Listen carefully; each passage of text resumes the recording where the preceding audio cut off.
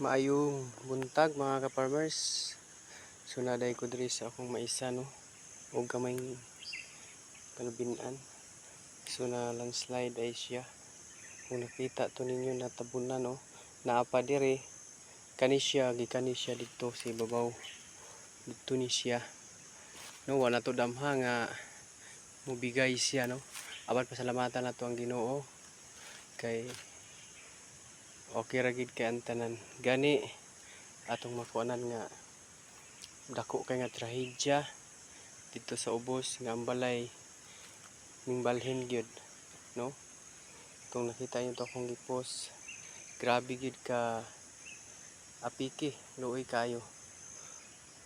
Unang salamatan ginato ang Ginoo sa tibuok natong kinabuhi nga bisan pa man sa mga pagsulay kita iyahang gihatagan og paglig-on no.